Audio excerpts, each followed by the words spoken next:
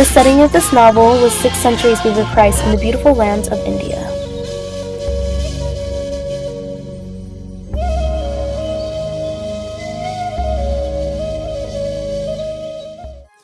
In this ancient time of Gautama Buddha, there was a young Brahmin prince who was handsome, educated, and full of potential.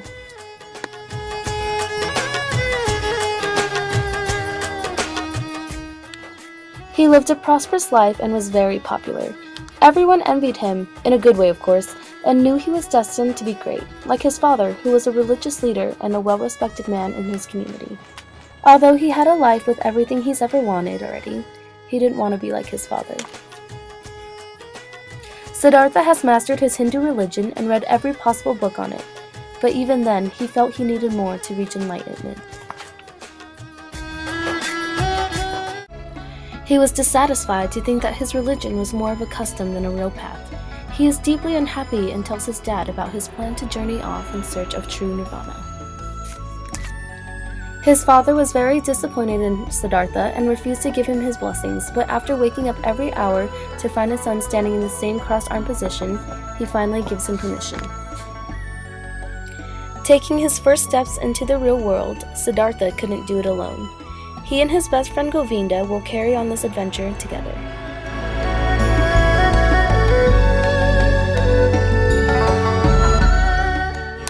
The first group that these two decide to follow are known as the Samanas. As they quickly adjust to the new lifestyle, they found the philosophy behind this was to free yourself and become empty of everything.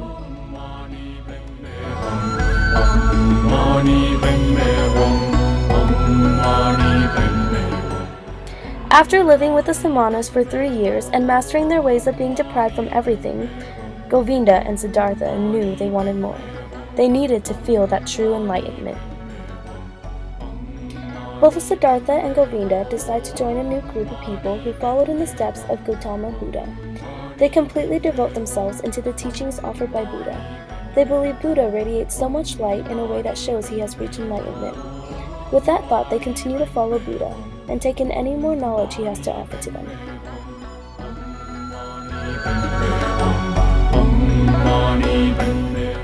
While continuing to follow Buddha, Siddhartha has a hard time accepting some of Buddha's teachings. He believed Buddha was great, but was unsure enlightenment is something that could be taught. His best friend, on the other hand, was sure that following Buddha was his path, leaving them to part ways.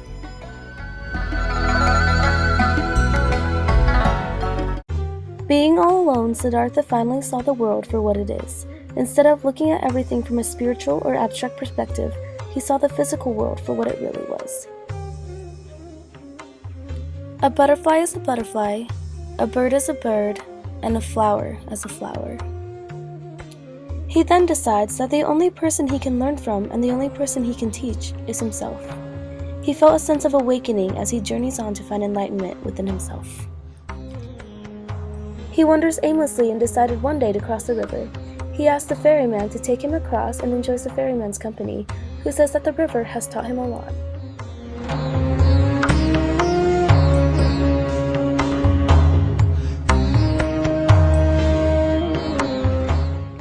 The ferryman's words were very comforting as they make it to the other end of the bank. Once he arrives, he quickly notices a girl trying to seduce him, and although it was tempting, he resisted. But the next girl he saw, he found extremely irresistible. Her name was Kamala. She was a beautiful and elegant courtesan. As soon as he saw her, he knew what he wanted, and he was ready to learn all about love.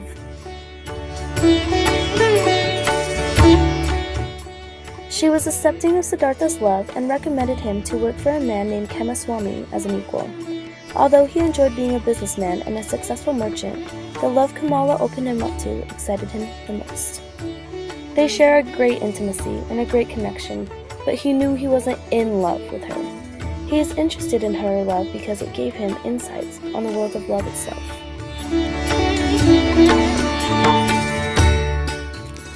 Entering into a deep finding of love with Kamala, as being a wealthy merchant, he is introduced to the finer things of those on the wealthy side.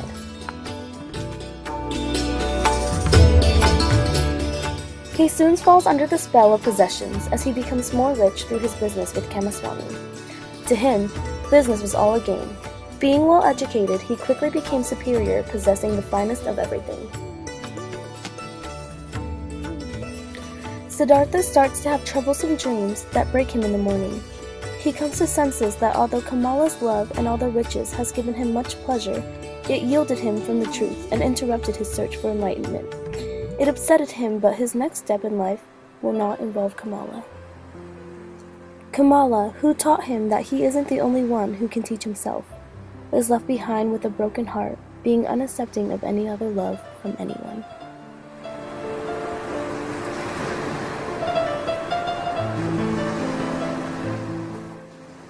Leaving the city, Siddhartha starts wandering back to the countryside, where he is depressed and contemplates suicide.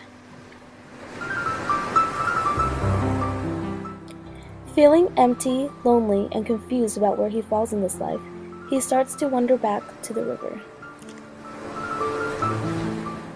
Wanting to end his useless life by jumping into the water, the sacred word Om reverberates within him, and his washed-out spirit begins to awaken. He realizes how silly his idea was and falls asleep. Seeing a random wealthy man on the ground surprised Govinda. When Siddhartha wakes up, he is pleased to see his old best friend, but Govinda couldn't recognize him at all, until Siddhartha speaks about their past. They reminisce on old times and talk about what they've been doing, and afterwards, Govinda leaves. Being all alone once again, Siddhartha starts to stare at the river and promise to never leave its side. Living his new life by the river, he meets the ferryman again. Telling the ferryman about all his life and how he came back, the ferryman knew that the river spoke to him. The ferryman teaches Siddhartha all about the river and says the river is full of secrets and lessons. One of the lessons is that time does not exist. The ferryman begins to notice Siddhartha's growth as he realizes that the river has many voices. It sounds like all things and all people, and when heard in unison, the sound Om appears. As the news quickly spread that Buddha is dying, pilgrims began flocking to pay him respect, including Kamala and her son, that belongs to Siddhartha. Making a quick stop by the river, Kamala gets bitten by a poisonous snake. They begin to cry in pain, and the ferryman hears them, who carries Kamala back to his hut where Siddhartha is. She is brought back to the hut, and as Siddhartha recognizes Kamala, he feels blessed to have a son. They mourn at the death of Kamala. Siddhartha's son lives with the two ferrymen and finds life so dull that he turns into a brat. No matter how hard Siddhartha tried to explain you don't need all the riches to be happy, his son still hated life, and Siddhartha just couldn't teach him. Soon Siddhartha's son runs away from both ferrymen in hopes to return to his great life. Staring into the water on a deeply hurt level, Siddhartha realizes that life has an inevitable flow like the river, and then feels peace within himself. Entranced by the river with the ferryman, they realize it never ceases to amaze them. Siddhartha's face now glowing and his inner self not battling his fate, it was time for the ferryman to pass his position on, as Siddhartha has reached true enlightenment. Govinda returns to the river years later, desperate for enlightenment. Siddhartha explains his wisdom but states that his wisdom can't be taught because verbal explanations limit the truth. Knowledge can transfer on, but finding wisdom is within yourself. Siddhartha has learned that for every truth, there has to be an opposite truth.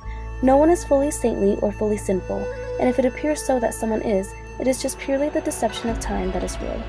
The world will never be on its path to completeness or incompleteness.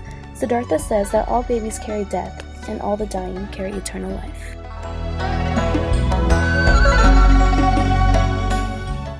Govinda asks for further advice, and as Siddhartha kisses his forehead, Govinda sees the timeless flow of images pass before his eyes. As they both stare into the river, they both had reached enlightenment, just as they had set out to as children.